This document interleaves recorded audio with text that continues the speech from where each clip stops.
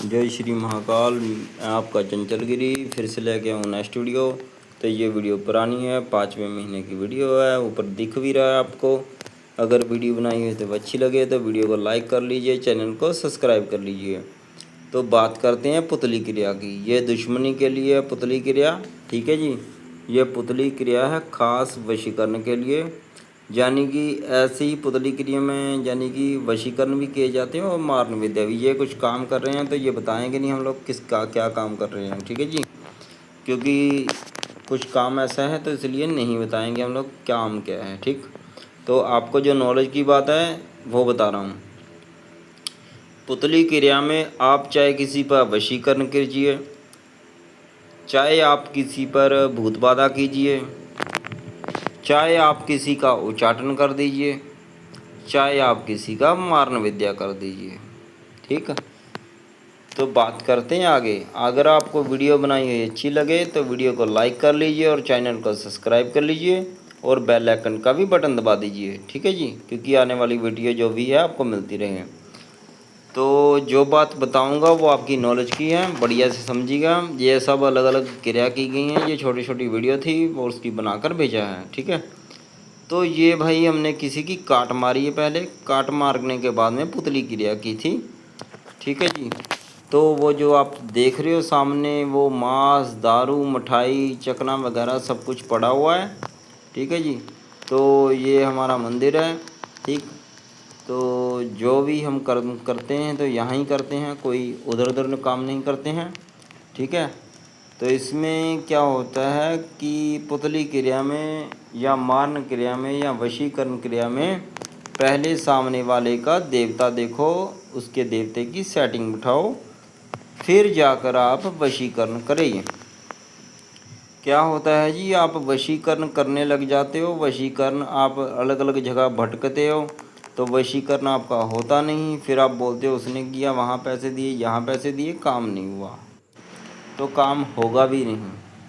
काम क्यों नहीं होगा, उसका कारण ये है कि सामने वाला अगर अनाड़ी है तो वो काम हरगिज़ नहीं होगा, ठीक। और दूसरी बात ये है कि हर एक काम शमशानों में भी नहीं होता, ठीक है जी। तो दूसरी बात ये आपको बता रहा हूँ कि जो भी आप काम करते हैं शमशान में जाकर पहले सिद्धि कर लीजिए। तो सिद्धि करने के बाद में उसके बाद में ही बाकी सब काम कीजिए, ठीक है जी। क्योंकि जब सिद्धि करने के बाद में आप क्या करते हो, सिद्धि होती नहीं तो आप मारण विद्या या उच्चाटन के लिए अलग अलग जगह भटक देते हो।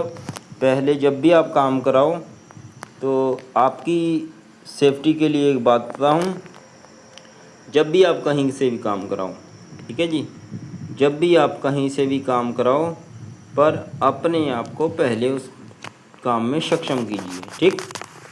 सक्षम करने से क्या होगा, आप जो भी काम करना चाहते हैं, वशीकरण का, उच्चाटन का, मारण का, स्तंभन का, बुद्धि भ्रष्ट करने का, दुश्मन को धूल चटाने का, तो वो आपके काम बन जाएंगे। अगर आपका इरादा कच्चा है, ठीक है, तो वो आपका काम कभी भी नहीं हो पाएगा। क्यों नहीं हो पाएगा, उसका कारण ये है कि आप कमज़ोर हो, ठीक। तो जैसे ये चिता जलकर ठंडा हुआ है थोड़ा सा, तो इसी में ही हम लोगों ने कुछ कर्म किया था। कई बार क्या होता है, हम लोग काम जैसे कर देते हैं तो जल्दी असर नहीं होता किसी पर। क्योंकि देखिए, मारण विद्या जब चलती है या कोई अलग प्रकार की क्रियाएं होती हैं किसी ऊपर के, तो उसमें क्या होता है, हम क्रिया करते हैं तो क्रिया में यानी कि चूकता है सामान, वो चूक जाता है, हमारा निशाना लगा हुआ, हमारा तीर छोड़ा हुआ चूक जाता है। चूकने का कारण यही है कि सामने वाला किसी न किसी चीज़ सी वजह से, या रक्षा तावीज़ की वजह से, या ग्राम देवते की वजह से, या घर के पितर की वजह से वो इंसान बचता है। तो जब भी हम काम करते हैं तो पहले अच्छे से सब कुछ देखते हैं, फिर ही काम करना चाहिए। क्योंकि मारण विद्या में ज़्यादातर देखा जाता है, ये पहली बात बता दूँ, ये सब अलग अलग काम है भाई, छोटी छोटी वीडियो बनाई हुई है, पहले बता देता हूँ, ठीक है। तो जब भी किसी पर कुछ किया जाता है तो उसका सबसे पहले ग्रहण खराब होना चाहिए, ठीक है। ग्रहण खराब होगा तो तभी आपका काम होगा। अगर आप सीधा सीधा डायरेक्टली करेंगे तो आपका काम नहीं हो पाएगा। ठीक है, सीधा आपने डायरेक्ट नहीं जाना है, पहले उस चीज़ को समझिएगा, फिर कीजिएगा, फिर ही आपका वो काम होगा सफल। ठीक, क्योंकि काम इसलिए नहीं कई बार हो पाता है क्योंकि हम लोग जल्दबाजी में कर पाते हैं, या फिर हमारे पास मंत्र सिद्ध नहीं हो पाते हैं। ठीक है, या मंत्र नहीं सिद्ध हो पाते हैं, या फिर किसी कारण की वजह से नहीं हो पाता। मान के चलो एक बात बताऊं, जब आप शक्ति छोड़ते हैं, आपने शक्ति को बोलना है, ना तो नदी में रुकना है, ना किसी मंदिर में रुकना है, ना किसी मस्जिद में रुकना है, ना किसी धोने पे रुकना है, ना किसी हवन में रुकना है। यानी कि जहाँ आप सीधा निशाना लगाना चाहते हैं तो वहाँ लग जाएगा आपका आराम से। ठीक है, तो शक्ति कब चूक जाती है, जब आप कुछ बोलते नहीं, आप सीधा बोल देते जाओ और उसे मारो।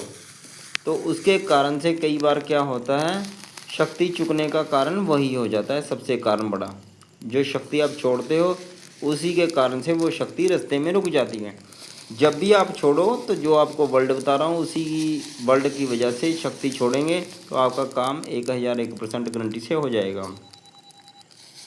हम लोग भी काम करते हैं, कुछ कुछ काम जैसे फंस जाते हैं, तो जब फंस जाते हैं तो हम उसमें क्या करते हैं, काला इलम चलाते हैं। पर काला इलम जो है मसान से नहीं चलेगा, पहले बता देता हूँ। काला इलम कभी मसान से नहीं चलता है, मसान में सिर्फ काला जादू चल सकता है, या शावर मंत्र या और कुछ प्रकार की क्रिया होती है। काला इलम बहुत स्ट्रांग होता है। काला इलम जो होता है वो मुसलमान की, जो इस्लाम की कब्रें होती हैं वहीं चलता है। अगर बड़े बड़े तांत्रिकों को यानी कि वो खटिया खड़ी कर देता है, काला इलम ऐसी चीज़ होती है। ठीक है, उसमें के बाद में आप चाहे यंत्र चलाएं या मंत्र चलाएं, आपका कुछ नहीं चलने वाला है।